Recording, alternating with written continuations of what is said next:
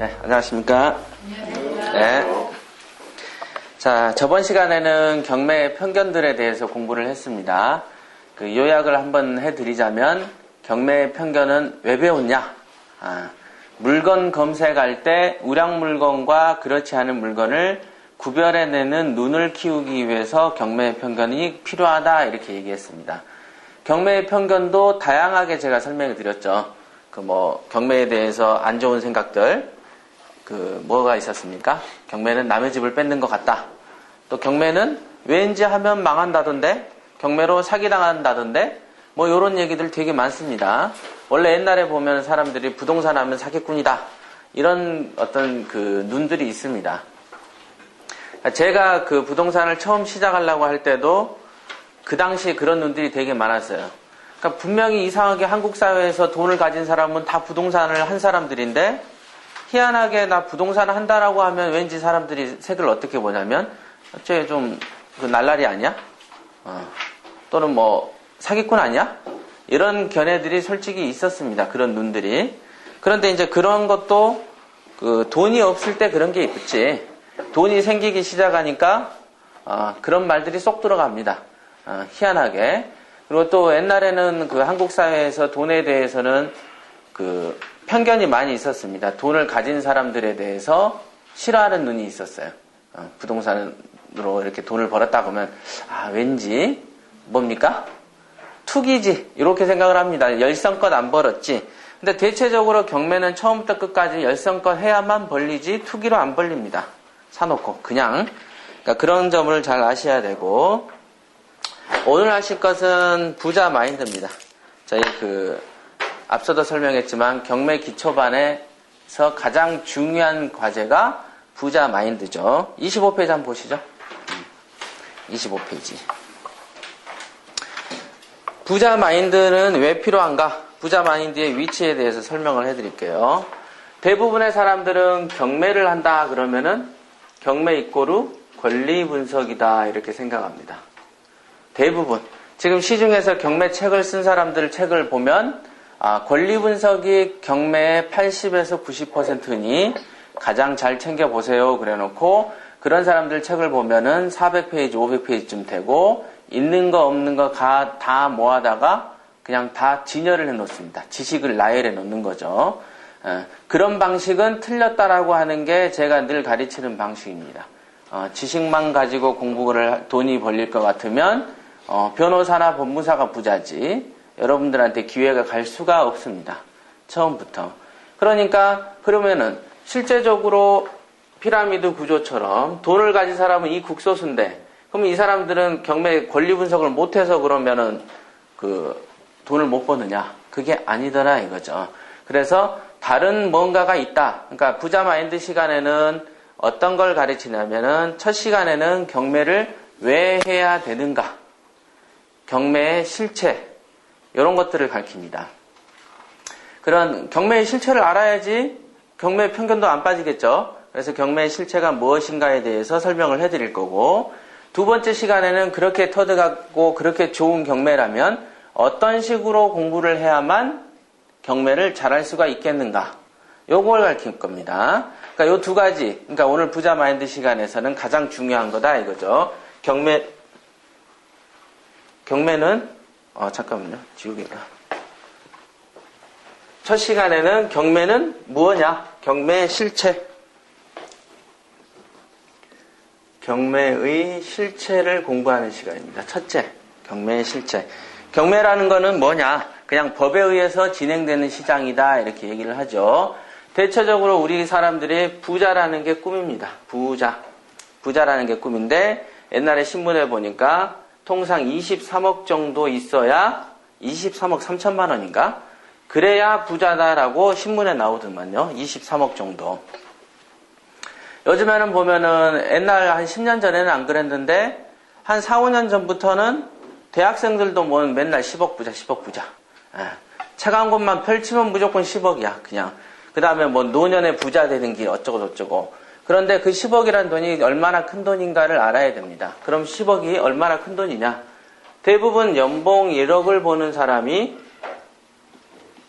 대한민국에서 0.1% 정도 됩니다. 1억 3천 정도가. 그러면 월 소득이 650 정도 됩니다. 6,500 정도 되지. 연봉이 1억이면 실수령액이 한 6,500 정도 됩니다. 뭐 빼는지 아시죠? 네, 세금을 빼서 그렇습니다. 그럼 6,500 정도 되면은 월 얼마나 보냐면 한 530에서 약간 그 왔다리 갔다리 봅니다. 통상 530. 그럼 530을 가지고 실제 수령액을 가지고 그러면은 다달이 얼마씩 모을 수 있을까요? 얼마씩? 200만 원 모을 수 있습니까? 연봉 1억 정도 된다면 나이가 20대는 아닐 거 아니에요. 그죠? 그러면 뭐죠? 한 40대 정도 된다라고 보면은 애도 있으면 교육비도 나올 것이고, 자기 뭐 품위 유지비. 하다못해 친구를 만나든, 직원 동료를 만나든, 밥을 사도 누가 사야 됩니까? 돈 많이 번 놈이 사야지. 자기는 1억 얼마라고 뻐기고 다니면서 연봉 5천짜리한테 도시락 얻어먹고 다니면 어떻게 됩니까? 욕먹어요. 또 그런 사람이 또 이런 단계까지 올라가지도 못합니다. 연봉 1억 얼마 넘었다 그러면 이 사람은 처세술이 있는 사람들이니까 돈을 쓰지 얻어먹진 않습니다. 통상. 그래서 통상 모을 수 있는 금액이 얼마입니까? 푸짐하게 월 200씩 모은다고 생각해 보시죠. 그러면 12개월이니까 1년이면 2,400 보는 거죠. 2,500이라고 보고 어떻습니까? 4년이면 1억 원이 되는 거죠. 2,500 곱하기 4는 1억 원이죠. 그러면 10억 모으려면 어떻게 해야 되죠? 40년 걸립니다. 월 200씩. 월 200씩 40년을 해야만 10억이 만져지는 거죠. 10억을. 그러면 나이가 우리가 통상 30살 때부터 돈을 모으기 시작합니다. 30살 때부터. 뭐 20대 때부터 했는데요. 그거는 다 푼돈이지. 까먹는 돈이죠. 그 돈은. 그러면 30살 때부터 내가 경제활동을 시작해서 70살 때까지 200씩 모아야 돼요. 그러니까 30살 요이동 할 때부터 연봉 1억을 받아줘야 돼요. 그래야 만질 수 있는 돈이 10억입니다. 근데 이 조건도 물론 이제 부모를 잘 만나든가 결혼을 잘하면 되죠. 그런데 인생은 그렇지가 않죠. 그래서 그럼 100만 원씩 모으면 어떻게 됩니까? 80년 동안 모아야 됩니다. 10억 모으려면. 그러니까 부자라고 소리를 들려고 23억을 모으려면 20억 모으려면 몇 년 걸려요? 미니멈 200씩 모으면 80년. 100만 원씩 모으면 160년 걸려요. 160년. 그러니까 월 100씩도 여러분들 100씩 모으세요? 안 모으잖아. 그러니까 20억은 꿈의 수치지. 이거는 될 수 없는 수치입니다. 불가능한 수치다. 이렇게 알아야 됩니다. 그래서 제가 얘기를 할 때 어디 출장 강의를 하건 뭘 하든 간에 항상 가장 제일 먼저 하는 말. 직장인은 절대 부자 안 돼. 요거를 단언합니다. 그래도 너무 섭섭한 소리지 않습니까? 안 됩니다. 그러니까 1억을 한 3, 40년 꾸준히 맞아줘도 안 받습니다. 그렇죠? 그럼 1억이란 돈을 보통 연봉 나 1억에서 받고 회사에서 이사급 대우 받아. 이 얘기를 시작하면 그 뒤로 한 5년에서 길어봐야 한 6, 7년이면 회사에서 옷을 벗습니다. 그죠? 인생의 직장인들의 운명이 다 그런 식이죠. 하여간 직장인으로서는 절대로 부자가 안 됩니다. 절대로. 그러면 선생님은요? 선생님도 안 됩니다. 의사는요? 안 됩니다. 연봉 1억, 2억이라는 돈이 안 벌리니까. 요즘에는 폐업한 의사들이 훨씬 많죠? 잘 안 벌립니다. 그러니까 사실상 극소수의 사람만 정점에 있는 누군가만 부자로 살더라 이거죠. 정점에 있는 누군가만. 그러니까 이제 대체적으로 포기하고 그냥 살면 됩니다. 근데 직장인들은 이 어떤 부자로 사는 꿈은 다 있고 꿈을 이루기 위해서 현실은 안 되니까 뭘 하나 선택합니까? 뭐죠? 재테크를 선택합니다. 경매를 잘하려면 어떻게 해야 됩니까? 머리가 똑똑해야지 됩니다. 머리가 안 똑똑하고 경매를 잘할 수 있을 것 같습니까? 절대 안 됩니다. 머리가 똑똑해야 되죠. 자, 그래서 대부분 재테크를 하나 선택을 합니다. 자기 딴에 재테크를 하죠. 그러면 재테크는 대체적으로 뭐 비제도권이 있고 제도권이 있는데 비제도권은 살펴볼 필요조차 없습니다.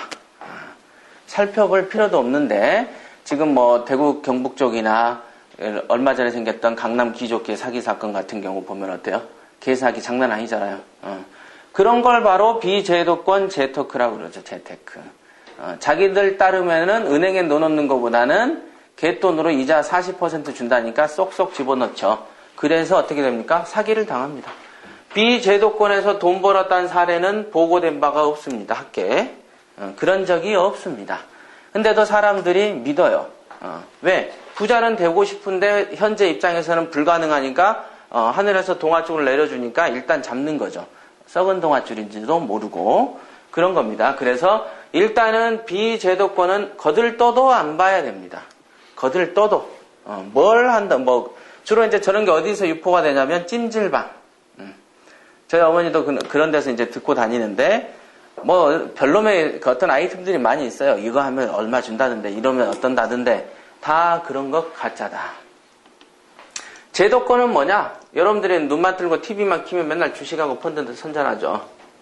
그 다음에 좀 전에도 제가 저녁 식사 먹으면서 신문 보니까 어느 지역에 뭐래더라?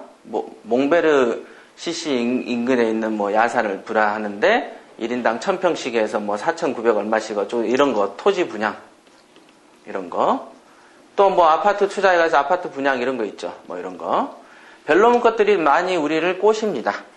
꼬시는 거죠. 그러니까 이런 걸 재테크라고 하는데 근데 이제 재테크라고 하는 건데 재테크를 하는 이유가 뭐였습니까? 아까 직장인은 죽어도 부자가 안 되니까 하기는 해야 되는데 뭔가를 해야 되는데 여러분들이 선택을 한다. 이 많은 것 중에 여기도 경매도 있습니다. 제가 책에 땄을 때 뭐라고 썼냐면 경매는 재테크임에는 분명하지만 이런 것들하고 키높이를 같이 하는 정도 수준으로 보면 안 됩니다. 그거를 설명하려고 이제 경매 실체 이렇게 접근하는 겁니다. 다른 우리가 흔히 알기로 재테크 중에 경매도 있는 거고 주식도 있는 거고 펀드도 있는 것이지 이렇게 생각하는데 경매랑은 태생적 차이가 납니다. 요거는 서민이라면 거지 출신이면 요거는 귀족 출신입니다. 딱 봐서 구별이 그렇게 확연히 됩니다. 그래서 사람들은 이렇게 돈을 벌려고 어찌됐든 부자로 한번 살아보려고 여러 가지 것들을 선택을 하는데 대부분 선택을 저는 처음부터 경매를 했어요. 처음부터 주식 한번 해본 적이 없습니다. 하지만은 대다수의 사람들은 이런 거부터 선택을 합니다. 이런 거부터. 왜? 쉬우니까. 하기가 쉽더라 이거죠. 주식 하려면 어떻게 합니까? 그냥 가가지고 증권시장에서 뭐라 그래요? 언니 계좌 좀 터줘 이러면 끝이에요. 지식도 필요 없고 뭣도 필요 없고 신분증하고 뭐만 가져가면 됩니다. 돈은 몇백에서 몇십만 원만 있어도 주식 삽니다. 그러면은 얘기하기도 좋잖아요. 친구들하고 야 나 주식 뭐 몇 주 있어 보이잖아. 그러니까 한다 이거죠. 쉽게. 펀드?